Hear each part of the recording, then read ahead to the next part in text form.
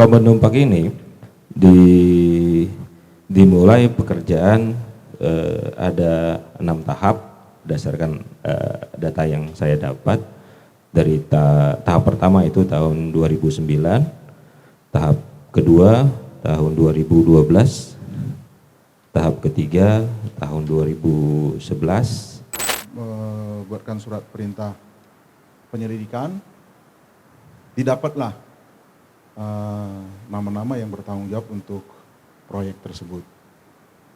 Dan kerugian yang diaudit oleh BPK sekitar 35 miliar, lebih kurang 35 miliar. Sehingga kita ada jembatan yang sekarang sudah bisa dimanfaatkan, walaupun sebelumnya ada kasus juga.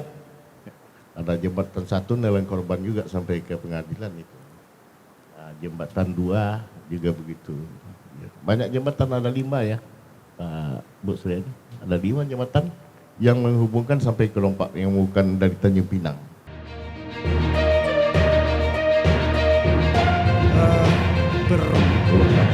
Sebenarnya kita itu punya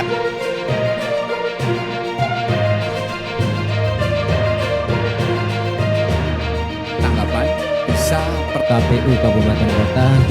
Kalau dia pakai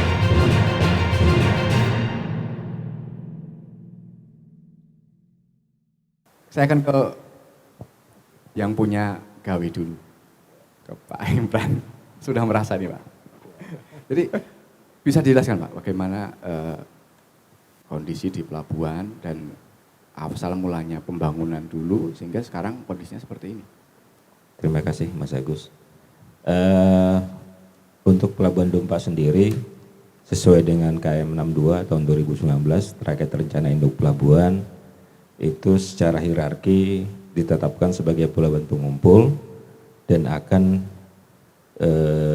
dipergunakan sebagai terminal penumpang internasional dengan kapal rencana 100 JT.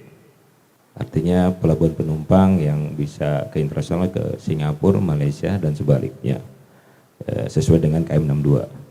Nah, Pelabuhan Dumpak ini dimulai pekerjaan ada 6 tahap berdasarkan data yang saya dapat dari tahap pertama itu tahun 2009, tahap kedua tahun 2012, tahap ketiga tahun 2011, tahap keempat itu di 2012 tapi gagal lelang sehingga dilanjutkan di tahun 2013 untuk tahap 4-nya, tahap kelimanya di tahun 2014 dan tahap ke-6 itu di tahun 2015. Jadi tahap 6 itu di 2015 ada 2 kali yang menggunakan APBN dan menggunakan APBNP di tahun 2015. Nah sampai sekarang sesuai dengan 6 tahap itu di tahun 2015 sampai sekarang pelabuhan Dumpak belum beroperasi karena memang masih ada permasalahan hukum dari segi hukum. Kira-kira secara garis besarnya seperti itu saya jelaskan. Ya. Ya. Rencananya 7 tahap.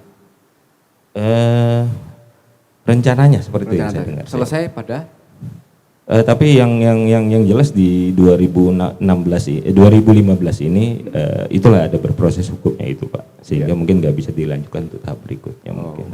Ya. Terus kondisi yang di sana sendiri gimana Pak? Apakah seperti pantauan kita selama ini atau? Yang jelas kondisi saat ini memang ya yang saya lihat itu sangat memprihatinkan sesuai tadi apa yang sudah kita lihat bersama-sama. Ya. Banyak bangunan yang rusak berat menurut saya, ada sebagian juga ponton hilang, trestelnya juga rusak. Sebagai informasi saja untuk ponton itu tidak tenggelam, tapi kita geser di salah satu galangan yang ada di Tanjung Pinang karena memang kemarin ponton itu hanyut dan ada indikasi bocor sehingga kita geser di salah satu galangan yang ada di Tanjung Pinang. Ya kira-kira seperti itu. Ya. Mas. Kalau awal mula pembangunannya, tapi belum dijelaskan. Itu atas usulan dari pemerintah provinsi atau memang dari pusat pengen membuat satu pelabuhan di Batak? Berdasarkan informasi yang saya dapat, Ya. itu usulan dari Pemda setempat. Usulan dari Pemda. Iya, usulan Pemda setempat. Saya dengar. Ya, rencananya untuk pengumpul, jadi untuk domestik ya, dari Iya. domestik Jadi atau internasional? makanya sesuai dengan KM 62 rencana induk pelabuhan itu awal pertama itu kan hierarkinya sebagai pelabuhan pengumpul. Ya. Tapi karena ada wacana, ada kegiatan untuk kegiatan kapal-kapal internasional sehingga hierarkinya dirubah menjadi pengumpan regional. Artinya dia bisa untuk melakukan kegiatan kapal-kapal yang berlayar ke luar negeri. Jadi memang statusnya dirubah menjadi pengumpan regional sehingga tujuannya untuk bisa kegiatan kapal-kapal penumpang internasional. Ya. Sebagai pengganti Sri Bintang-Pura atau sebagai pelengkap? Itu saya belum tahu, Pak. Baik, saya ke Pak Kapolres dulu. Siap. Ya, Pak Kapolres, Ya, ini Mas Agus. pembangunannya terhenti dan memang ada kasus yang sedang ditangani oleh Polresta Tanjung Pinang. Bisa dijelaskan bagaimana? Ya, terima kasih Mas Agus. Seperti yang disampaikan tadi dari KSOP, perwakilannya. Awalnya kan memang dari pemerintah daerah untuk melayani masyarakat Tanjung Pinang karena memang cuma satu ya pelabuhan sekarang ini di Sri Bintan sama di Pelatar 1. Sehingga dari pemerintah pusat melihat, maka didukung oleh APBN. Dari APBN sehingga dilihat di mana situasinya. Kemudian tadi sudah diceritakan oleh Mas Imran sampai 1, 2, 3, 4 sampai 6 tahap. Ya. Kalau kebijakan dari atau atensi dari Bapak Presiden, pembangunan itu berjalan kita tidak boleh untuk mengintervensi. Ya. Tetapi sudah berjalan sekian lama, kita dari pihak kepolisian maupun dari kejaksaan juga akan melihat apakah yang dibangun itu ada kegunaannya bagi masyarakat. Nah, setelah kita kumpulkan laporan, kemudian kita lidik ke lapangan, ternyata sama sekali tidak ada membawa keuntungan atau membawa dampak yang baik. Bahkan pembangunan macet.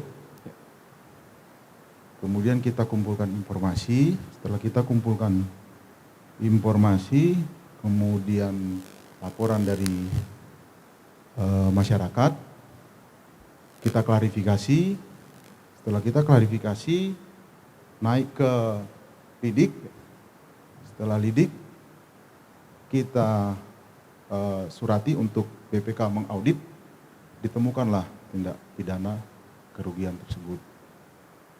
Setelah naik itu kita membuatkan surat perintah penyelidikan, didapatlah nama-nama yang bertanggung jawab untuk proyek tersebut. Dan kerugian yang diaudit oleh BPK sekitar 35 miliar, lebih kurang 35 miliar. Demikian Mas Agus. Ya, berarti dari mulai penyidikan yang yaitu 2020 penyidikan. Mulainya tahun bulan 2 2021. Bulan 2 2021. Iya. Artinya sebelum dilakukan penyidikan, proyek itu sudah terhenti atau bagaimana? Proyek terhenti 2015 kalau nggak salah. Tadi penyampaian 2015 ya? Ya, 2015. Nah, 2015 berhenti ya? Berhenti. Terus kita lihat dalam perhentian itu, adakah sudah yang bisa digunakan masyarakat atau Ya. adakah bisa manfaatnya untuk masyarakat sekitar? Ya. Tidak serta-merta langsung kan itu. Nah, setelah kita kumpulkan tanya sana sini ya ternyata tidak ada. Makanya kita mulai laporan-laporan kita terima, kita kumpulkan sehingga berbentuk laporan informasi, kita klarifikasi atau tadi saya sampaikan. Ya. Mulai bergulir prosesnya. Berarti mulainya 2020 ya penyidikan, 2021. Informasi itu sudah saya masuk di sini 2022. Informasi dari penyidik itu sudah kita dengar dari 2017. Oh sudah 2012. Sudah Ya. kita dengar dari 2017. Ya, jadi full paketnya mungkin dari 2017 sebelumnya. Ya, betul. Ya, ya. Nah, terus ke depannya bisa sekarang proses penanganan dari Polres sendiri sudah sampai di mana? Jadi setelah terbitnya laporan, kemudian mulailah penyelidikan tahun 2021, itu bulan 2. Ditetapkan tersangka ada 2, yaitu atas nama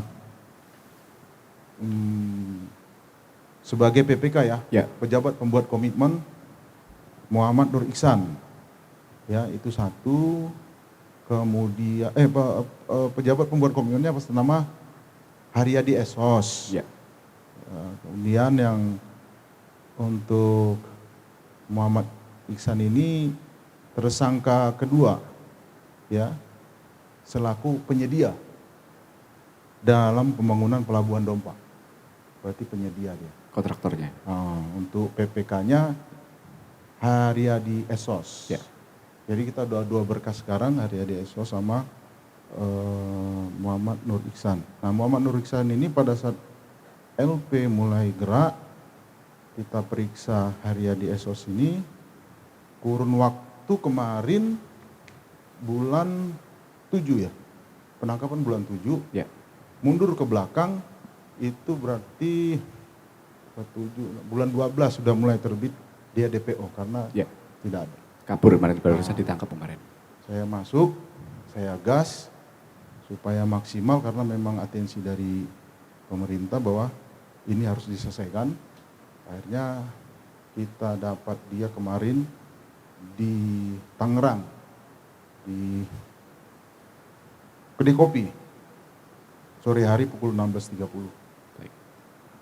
Ya, terima kasih Pak Kapolres. Ya, saya ke Pak Irwansyah dulu yang di Komisi 3. Mengenai mungkin sudah 2 periode juga di DPR, artinya proyek ini itu mengetahui sejak awal prosesnya ataupun dinamikanya. Bisa dijelaskan Pak? Baik, terima kasih Mas Agus. Jadi memang apapun proyek ataupun kegiatan itu pasti usulan daripada pemerintah daerah. Ya. Ya kan. Apakah menggunakan anggaran kabupaten kota, provinsi atau pusat yang kita kenal APBN. Kebetulan saya masuk 2014 ini sudah ada pelabuhan ini. Dan kami pada saat itu juga ada Bu Suryani ya, masih di Komisi 3. Kami pernah, Pak Alex juga ada situ ya, meninjau karena proyeknya kelihatannya mangkrak. Ya. Dan kami tinjau, memang kami melihat dari sisi kualitas pembangunan Pak Kapolres. Jadi mungkin tindak pidananya mungkin di situ mungkin ya. Jadi kualitasnya itu boleh dikatakan sangat buruk Pak KSOP. Berapa anggarannya sampai tahap 6? Menghabiskan berapa udah? 121 miliar. Ya. Jadi kami melihat itu mangkrak, nggak jalan, nggak berapa lama pas itu juga ada angin kuat, itu pontonnya hanyut. Ya, kami lihat langsung. Nah, kami mungkin melihat dari sisi ya pasti suatu kegiatan itu ada visible study-nya ya. Di Dompa itu ada 2 kalau nggak salah yang dibiayai APBN ya, pelabuhan sama Roro ya. Roro kan? Di Dompa ada Roro itu kan? Ada 2. Jadi mungkin kaitan dalam rangka satu kesatuan di Dompa itu pusat pemerintahan, dalam rangka untuk meramaikan dan juga mungkin mengembangkan di situ. Jadi mungkin pada saat itu mungkin diusulkan ke pemerintah pusat untuk membangun satu pelabuhan penumpang tadi sesuai dengan rencana induk pelabuhannya, pelabuhan pengumpul. Ternyata mungkin mau coba dikembangkan menjadi pelabuhan internasional karena mungkin melihat Tanjung Pinang, yang di Tanjung Pinang itu mau dipisah mungkin antara domestik dengan internasionalnya. Karena mungkin dengan asumsi di Dompa mungkin bisa berkembang karena mungkin masuk jadi rame Dompa. Tapi terus terang, kami terus terang menyayangkan ya proyek ini tidak selesai, tidak tuntas. Sama juga kejadian dengan di Kabupaten Karimun di Malarko, sudah menghabis ratusan miliar tapi juga tidak ada kejelasannya. Sudah pasti ada kesalahan perencanaan, ditambah juga mungkin pelaksanaannya. Nah, kami mungkin dari daerah, ya karena ini kebetulan walaupun kami di DPRD sebagai pengawas, karena memang anggarannya pusat, tentu atensi kami tidaklah sebesar kalau anggarannya dari APBD dari provinsi. Dan kami memberikan apresiasi kepada APH, dalam hal ini pihak kepolisian Kapolres Tanjung Pinang yang sudah bergerak, dan ya sudah pastilah menemukan itu, karena memang kasat mata itu kualitasnya itu sangat buruk. Sudah baru beberapa tahun tapi sudah hancur semuanya, dan sangat kita sayangkan. Dan kalau ini selesai kan tentu bermanfaat untuk masyarakat, bisa digunakan. Jadi selanjutnya kita juga nggak tahu bagaimana kelanjutan, karena mungkin karena sekarang sudah masuk proses hukum ya, Pak Kapolres tentu ini pasti menunggu. Dan sampai saat ini kami belum mendengar apa rencana daripada pemerintah provinsi kelanjutan daripada pelabuhan ini. Bahkan di Malarko itu semua tak ada yang berani untuk melanjutkan proyek tersebut. Dan dulunya saya dengar ketika kemarin kami juga meninjau ke sana, mau dibikin awalnya itu sebagai tempat penyimpanan kontainer ketika COVID kemarin. Nah sekarang kontainer itu kosong, artinya itu lagi dibutuhkan, sudah nggak relevan lagi. Padahal mungkin tempatnya juga cukup strategis, tapi ya memang butuh anggaran sangat besar kalau di Malarko itu, karena memang posisinya memang kalau surut itu panjang sekali, draft airnya apanya itu nggak bagus untuk itu, kalau mungkin dari sisi teknis ya.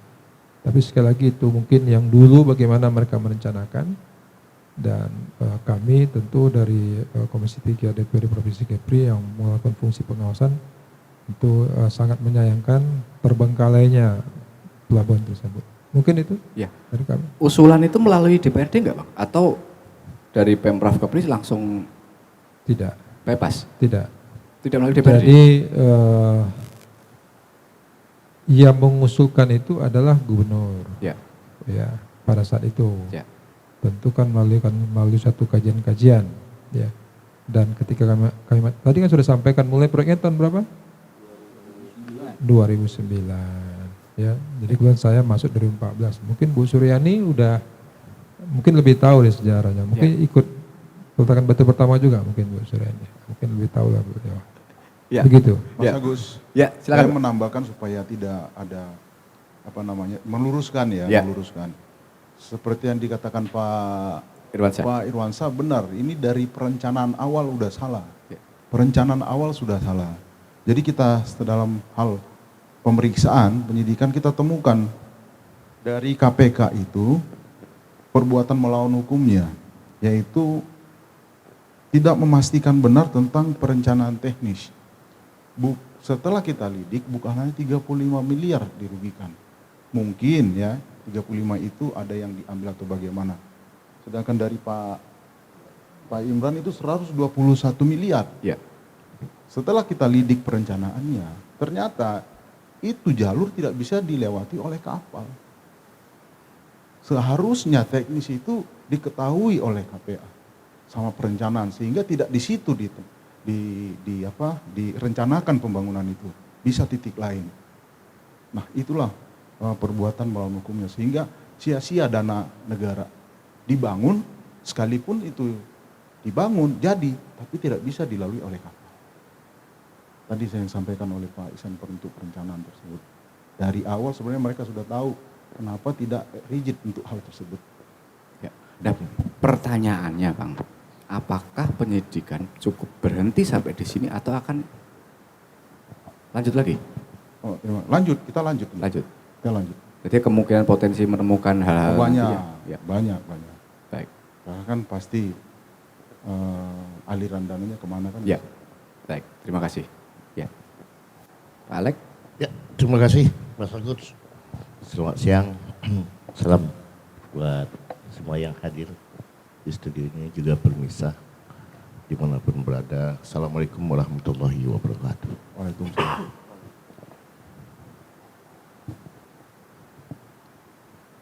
Pelabuhan Dompak ini terletak di Pulau Dompak. Ya.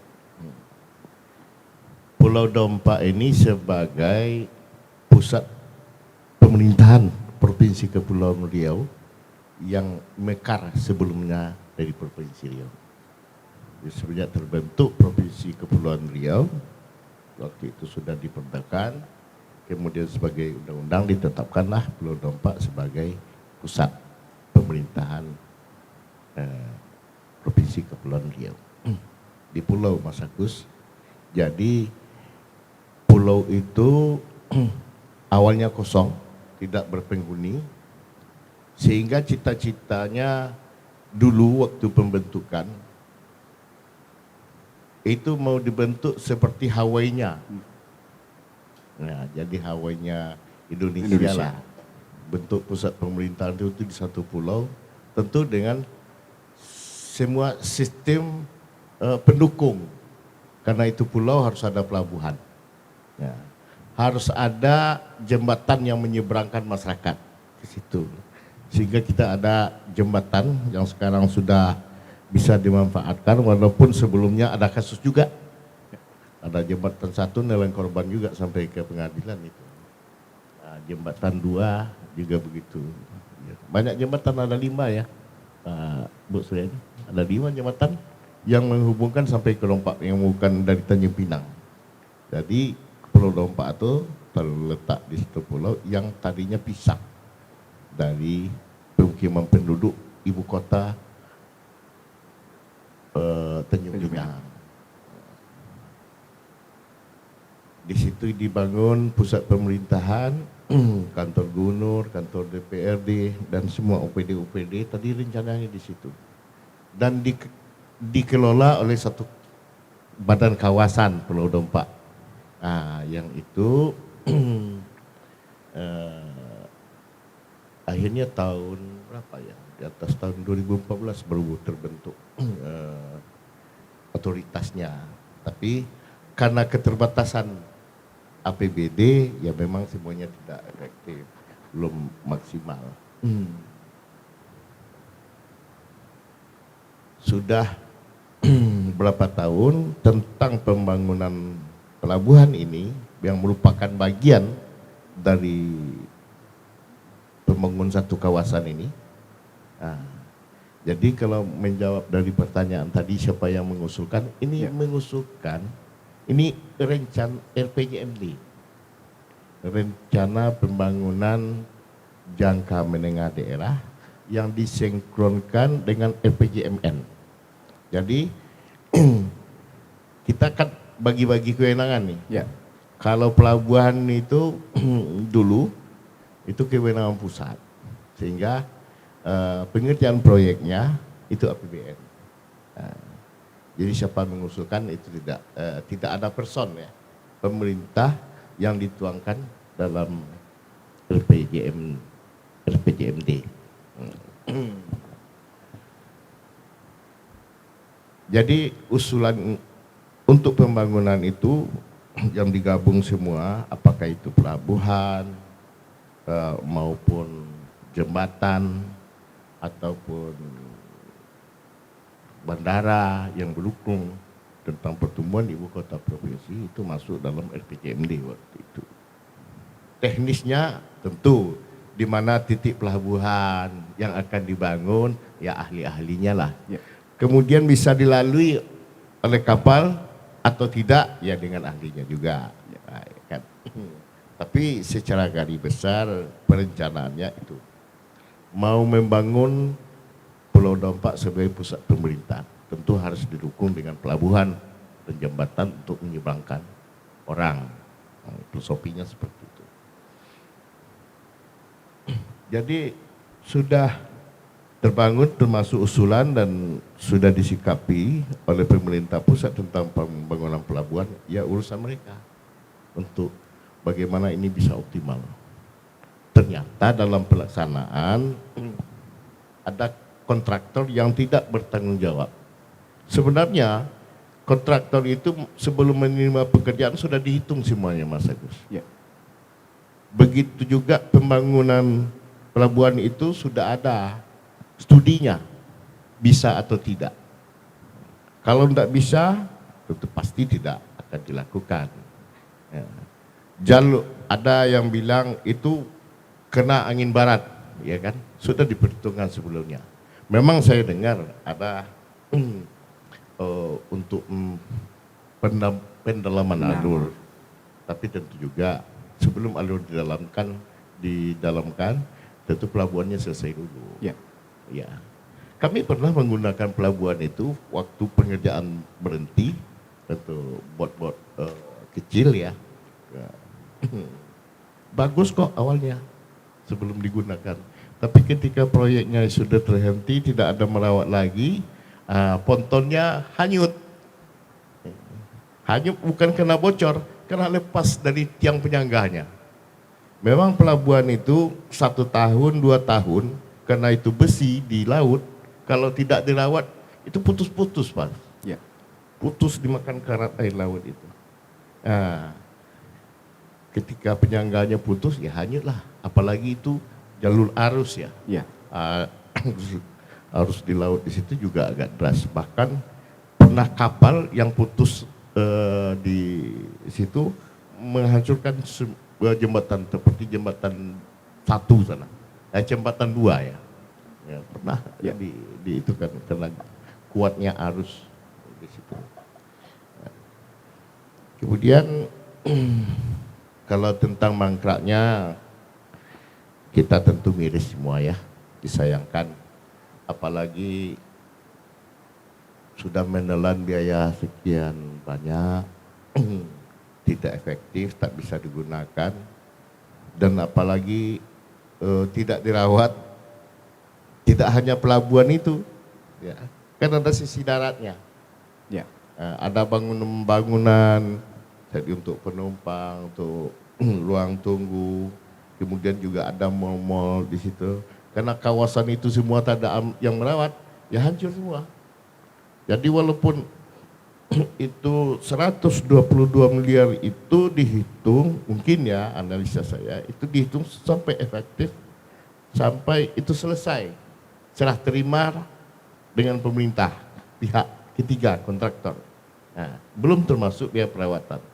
Nah, kalau tentu dengan kontraktornya lari, kemudian pekerjaan tidak dilanjutkan, tentu perawatannya tidak ada. Ya. Nah, ketika perawatan tidak ada, itu menambah hancur, berapa lagi uang yang harus dikeluarkan untuk barangkali itu hitungnya banyak lagi itu. Tidak cukup 122 miliar itu aja. Nah, jadi ke depan, pertama harapan saya, terima kasih Pak Kapolres yang sudah mengusut itu. Kalau tidak ada kejelasan status hukum kan susah juga untuk melanjutkan. Moga-moga ini cepat dan cepat ini selesai, sehingga kelanjutan pembangunannya bisa kita selesaikan. Apa yang menjadi ekspektasi masyarakat ketika kita membangun pusat pemerintahan itu bisa tercapai. Alhamdulillah hari ini selain dari pelabuhan, jembatan sudah bisa digunakan, dan sudah banyak juga kantor-kantor di sana, kantor dari pusat juga ada pangkogap di situ ya, dibangun untuk meramaikan pulau itu. DPRD sudah, kantor gubernur sudah, dan perbendaharaan negara sudah juga.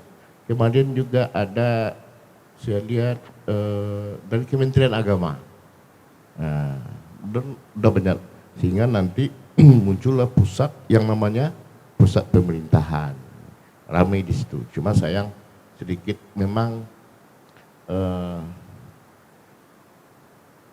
beberapa tempat yang untuk mendukung itu salah letak.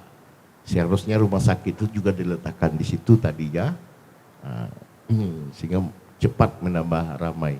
Tapi karena masih kurang, sampai sekarang sudah berapa tahun ya? Hampir 20 tahun. Ya. Di pusat pemerintahan itu masih sepi. Apalagi kalau tidak ada habis jam kantor kan, masih sepi. Tapi jalan-jalan di sana sudah bagus, Mas. Ya. Kawasan di jalan-jalan sudah mulai bagus. Penerangan juga sudah mulai bagus. Cuma karena masih sepi kan. Harapan saya pelabuhan ini cepat tuntasnya dari sisi hukum sehingga nanti pemerintah pusat bisa merencanakan kembali. Kita punya keinginan pelabuhan itu efektif cepat-cepatnya sehingga bisa menambah ramai yang tadi sudah ditetapkan sebagai pelabuhan regional, tidak hanya untuk domestik, artinya bisa ke luar negeri. Ya. Kan jadi ramai. Karena apa? Karena pelabuhan di Tanjung Pinang sekarang itu yang untuk internasionalnya sudah susah. Udah padat ya? Sudah terlalu padat sehingga untuk menata menjadi asri itu udah susah kita. Tapi kalau membuat baru, pikiran kita lebih efektif kita membuat baru daripada memperbaiki yang lama gitu kira-kira, Mas. Moga-moga nanti lah kalau berakhir 2024 apalagi saya bisa di Senayan di Komisi 5, insya Allah itu pertama tugas saya untuk menyelesaikan. Ya. Terima kasih, Mas. Ya. Assalamualaikum Mas Agus. warahmatullahi wabarakatuh. Jadi supaya tidak melebar, Ya. mohon izin ini Mas Agus. Siap. Biar digaris bawahi. Tadi juga ada penyampaian dari masyarakat bahwa apakah bisa dilanjut ini. Ya. Ini sudah jelas tidak bisa. Tidak bisa ya? Bukan hanya kerugian dalam pembangunan yang kita temukan. Ya. Tadi sampaikan Pak Ihsan, perencanaan awal Itu udah salah ya? udah salah. Ya. Karena tidak bisa dilalui kapal. Ngapain dibangun di situ? Dibuat megah bagaimana? Toh kapal nggak bisa masuk untuk apa? Jadi dikatakan tadi Pak Kapten 129 miliar, Ya. udah sebenarnya 129 uang itu sia-sia. Uang itu sia-sia atau dana itu sia-sia. Artinya tidak bisa digunakan sama sekali ke depan? Sama sekali. Karena di sini kita temukan setelah pemeriksaan bahwa KPA itu tidak melakukan langkah memastikan perencanaan secara teknis berupa perhitungan konstruksi, kemudian data pasang surut, kemudian kontur betimetri, kemudian data penyediaan tanah yang telah sesuai dengan kondisi lapangan pembangunan fasilitas yang dilalui oleh kapal. Telah ini, Mas. Jadi kita garis bawahi bahwa memang ini benar suatu kesia-siaan. Skakmat di situ ya? Skakmat di situ benar. Jadi nggak bisa lagi. Nah itu jadi supaya kita tidak melebar, Ya. bahwa ini memang benar-benar tidak bisa. Nah inilah nanti yang kita kupas terus dari semua kenapa bisa terlibat begini sampai terjadi kok masih dilanjut. Baik. Nah silakan Mas Agus. Ya, Bu Suryani dulu.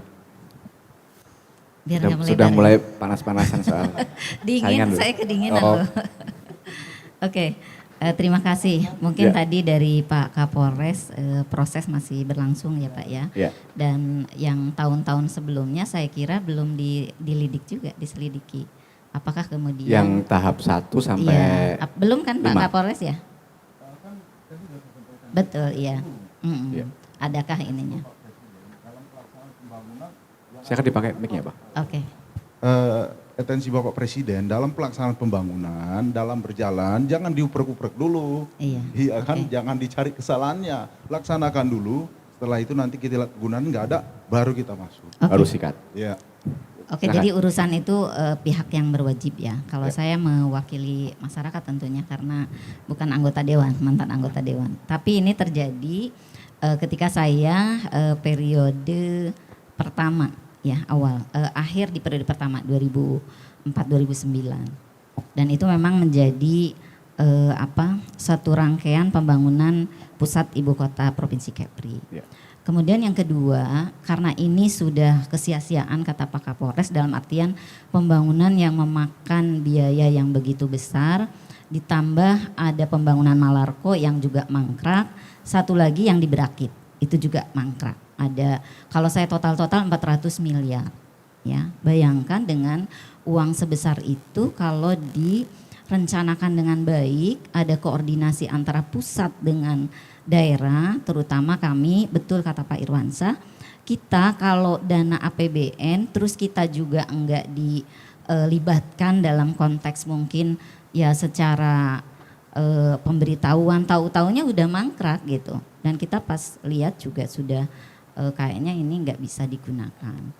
Nah kemudian saya menyorotinya pertama bahwa ketika kita mau membangun sebuah pembangunan di daerah yang bersumber dari APBN, apalagi Kepri gennya adalah maritim, ya kita gennya maritim, gen kita adalah laut. Jadi pelabuhan itu sebuah keniscayaan untuk aktivitas laut. Apalagi tadi dari perencanaan sudah kita lihat bagaimana asalnya pelabuhan pengumpul, kemudian karena berbagai hal tadi ya akan difungsikan menjadi pembangunan pelabuhan untuk regional ya ke luar negeri. Kan jadi saya kira ini yang selalu menjadi catatan di kami gitu ya, baik itu secara saya di PKS maupun ketika di Dewan, adalah memang perencanaan banyak yang tidak komprehensif. Ya, perencanaan pembangunan tuh banyak yang tidak komprehensif. Apalagi mengejar ya nilainya besar sekali. Jadi memang di situ ada unsur keserakahan lah ya pasti. Tapi kemudian udahlah itu udah berlanjut, cuma memang sayang betul uang sebanyak itu kemudian mangkrak. Kata Pak Adi mau dipindah-pindah kemana gitu ya. Jadi maksudnya tuh udah disampaikan Pak Kapolres untuk difungsikan kembali, impossible kan Pak ya, impossible. Jadi jelas itu kesia-siaan. Padahal di satu sisi Kepri sangat butuh dengan anggaran untuk membangun pembangunan kemaritiman gitu ya, sehingga ekonomi di Provinsi Kepulauan Riau bisa lebih maju lagi dari sektor maritim, di mana sampai saat ini pendapatan asli daerah dari sektor maritim kan masih sangat kecil. Kemudian yang kedua saya melihatnya solusi Mas Agus, solusi ke depan. Kita ke depan ini tentu pihak berwajib harus menuntaskan sampai akar-akarnya apa permasalahannya, sehingga menjadi catatan yang bermanfaat dan kemudian ke depan menjadi evaluasi bagi stakeholder semuanya. Kemudian yang kedua, ketika akan membangun kembali gitu ya, kan berarti ini jadi harusnya tujuannya baik, ingin membangun pelabuhan yang kemudian membawa dampak ekonomi, ternyata malah sebaliknya. Nah catatan bagi saya ini kan sekarang masih di Kemenhub ininya, ini ya kan belum diserah terimakan. Kita bener lah tadi, kami nih kalau sebagai DPRD provinsi, walaupun saya mantan, tapi maksud saya itu kita agak ogah gitu, ogah dalam artian enggak tahu prosesnya kan di pusat, di APBN. Kita tahu-tahu oh udah ini, jadi pengawasannya pun enggak paripurna. Beda kalau misalnya yang bersumber dari APBD Kepri misalnya. Nah itu, jadi catatannya ke depan kalau memang kemudian ini sudah diusut, apa masalah terbesarnya gitu ya. Perencanaan oke. Kemudian berapa tadi yang diambil secara kerugian negara. Kalau perlu memang, bukan kalau perlu, kan sudah tertangkap 2 gitu. Bisa jadi ada pihak lain yang masih tersangkut gitu. Itu bisa nggak dikembalikan dana itu? Yang jelas sekarang Kementerian Perhubungan harus mengambil sikap, istilahnya kan ini udah lama. 2015 terhenti, sekarang diselidiki awal 2021 ya Pak ya? 2022, 2021. Iya, 2021. Berarti kan lama banget. Nah selama waktu itu tuh dibiarkan. Full bucketnya 2017 tadi. Iya, maksud saya kan lama itu. Ya. Itulah makanya saya sering sampaikan kalau ada pembangunan dari APBN, libatkan daerah benar-benar, termasuk DPRD-nya. Ya. Karena apa? Karena itu kan kita akan merasa memiliki, oh ini ada alokasi dari APBN. Kemudian dilibatkan stakeholder baik itu unsur legislatif, eksekutif, bukan hanya, iya kan Pak Kapolres, jadi merasa memiliki. Dan ketika ada ini, tengoklah ada nggak anggota DPR RI yang nengok itu, gitu. Maksudnya mendampingi, betul kan? Iya Pak. Itu ya. Jadi secara komprehensif penyelidikan kita percayakan kepada pihak yang berwajib. Tapi dari sisi wakil masyarakat saya melihat ini harus ada berbagai hal yang diperbaiki. Sektor perencanaan, provinsi, pemerintah daerah ketika mengajukan tuh sudah memang ada uji ininya ya. Apa namanya kalau dari sisi akademisinya? Studi kelayakannya, mau ngomong studi kelayakannya kan. Ternyata kan nggak layak karena tidak bisa kapal masuk. Jadi saya melihatnya ini berlomba-lomba lah gimana dapat dari proyek pusat gitu. Jadi sekali lagi semoga ke depan ini terus digaungkan dan setelah ini Malarko harus diangkat Pak Irwansyah, Pak Alek ya. Malarko berakit mau gimana nih uang sebanyak itu. Total Bagus. 441 miliar untuk pelabuhan di Kepri. Yang mangkrak itu yang ya mangkrak, 3. Ya. Belum mungkin pelabuhan-pelabuhan yang lain. secara tadi kualitasnya, Ya. serta kualitasnya udah dibangun berjalan tapi kualitasnya. Saya pengen tidak flashback sedikit Bu waktu itu. Memang itu adalah proyek APBN. Ada nggak komunikasi dengan Dishub saat itu selaku misalnya anggota dewan itu memanggil Dishub ini kok membangun dana dari APBN segala macam. Ada komunikasi nggak Bu? Jadi gini, kalau kita dengan dinas terkait itu kan misalnya membahas APBD, Ya. dia cuma sampaikan misalnya oh ini ada dana dari pusat Ya. gitu. Tapi kita juga tidak tahu, kadang-kadang tidak tahu di mana ininya, di Dari mana tahu dana dari APBD tidak ada pendampingan. ya karena ini kan belum ada pendampingannya gitu. Jadi biasanya nanti ketika diserahkan pemerintah provinsi, nah itu kan pengelolaannya dari pemerintah provinsi yang skupnya provinsi ya, dari pemerintah provinsi. Baik. Ke Gitu. Pak Adi. Baik, terima kasih Mas Agus. Ya. Ini karena penanggap terakhir ya, yang kelima. Jadi yang pertama, kalau kita lihat proyek ini kan sebenarnya dibangun berdasarkan kalau kajian akademis mungkin kaitan dengan konektivitas maritim. Kemudian proyek ini sebenarnya dari sisi sosial ekonomi menguntungkan, itu yang pertama. Tetapi satu yang kita ingat bahwa alur proyek ini itu kan dimulai dari munculnya usulan dari pemerintah provinsi ke Kementerian Perhubungan. Yang diusulkan itu sudah dalam bentuk studi kelayakan, DED, master plan.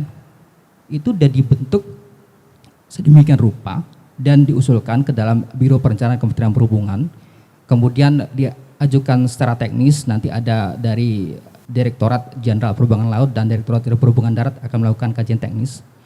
Dan yang menarik adalah dengan adanya dua komponen ini yaitu Pemprov dan Kementerian Perhubungan, kenapa pelaksanaannya bisa mangkrak? Nah ini pertanyaan besar. Ya. Tapi ini bukan salah satu proyek yang mangkrak kalau di Kepri. Tadi betul kata Bu Suryani. Yang paling terlihat itu contohnya adalah di Berakit. Bagaimana alurnya selalu terpendam, batimetrinya buruk, kenapa kok dibangun di situ? Nah ini yang jadi pertanyaan. Begitu juga yang ada di Dompa. Betul tadi kata Pak Kapolresta. Ini tidak bisa dilalui, kenapa dibangun di sini? Artinya tidak bisa digunakan ke depannya. Walaupun harus melakukan yang namanya pendalaman alur lagi, itu biayanya sangat besar sekali. Contoh Seribitan Pura pun sampai sekarang ini masih berpikir untuk pendalaman dari mana anggarannya. Ini besar sekali. Dan kalau kita lihat dengan ini kan kasusnya paket per paket ini. Ya kan? Paket yang ke-6 itu mandek terakhir di situ. Kemudian paket ke-7 ini kan misalnya untuk reservoir air, kemudian untuk genset segala macam itu udah fasilitas sudah terakhir ya. Artinya ini sudah memasuki fase akhir sebenarnya di dalam pembangunan pelabuhan.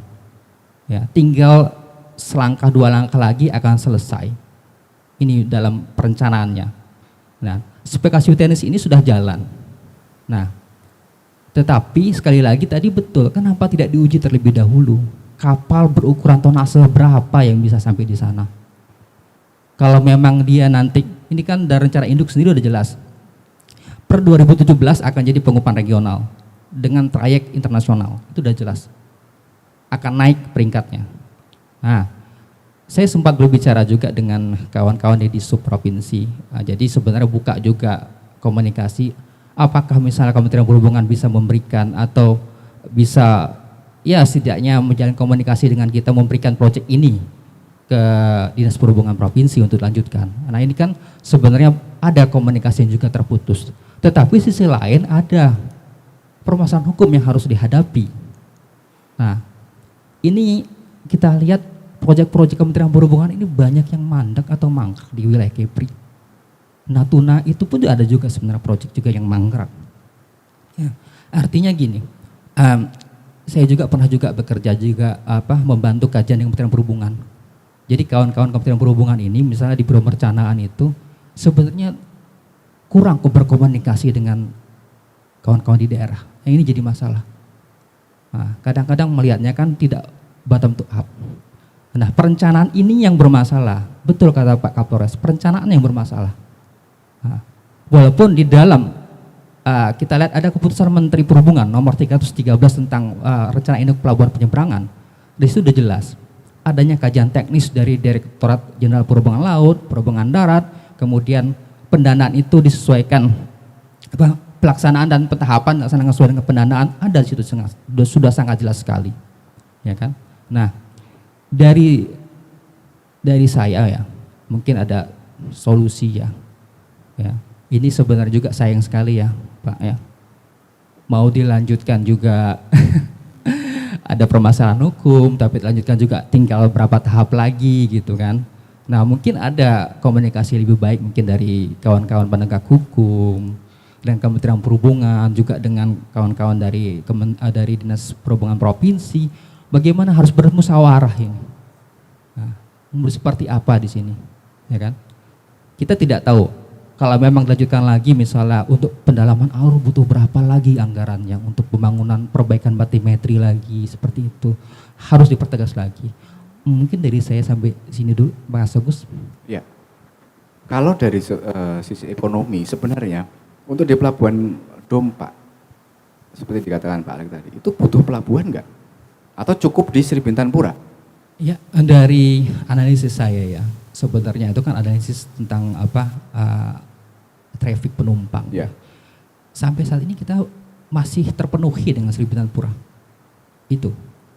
Jadi sebenarnya ini kaitan dengan bisnis kepelabuhanan. Sisi lain kan Sri Bintang dipegang sama oleh Pelindo. Ya. Dan ini kemungkinan akan dipegang juga oleh misalnya dari Pemprov ya. Misalnya BUP Pemprov akan memegang Pelabuhan Dompa. Ini semua sebenarnya kaitan dengan bisnis pelabuhanan. Tetapi dari segi analisis, Sri Bintang Pura itu masih bisa berfungsi untuk memenuhi kebutuhan daripada para penumpang, terutama juga yang trayek ke Singapura dan Malaysia. Meskipun Sri Bintang Pura menjadi pelabuhan terpadat sekarang, terminal terpadat sekarang. Iya, tapi itu masih bisa memenuhi kebutuhan. Meng-cover. Iya. Baik. Seperti pula si Malakama, kondisi Pelabuhan Dompa mau dilanjut tidak bisa, mau mundur sudah banyak dana yang terbuang. 121 miliar anggaran yang sudah dikeluarkan untuk pembangunan Pelabuhan Dompa. Jangan makan nasi basi, perut sakit, runyam jadinya. Hati-hati godaan korupsi, karena proyek besar banyak semutnya.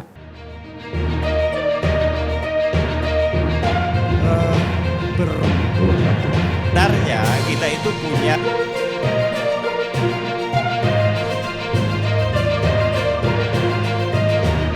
tanggapan bisa KPU Kabupaten Kota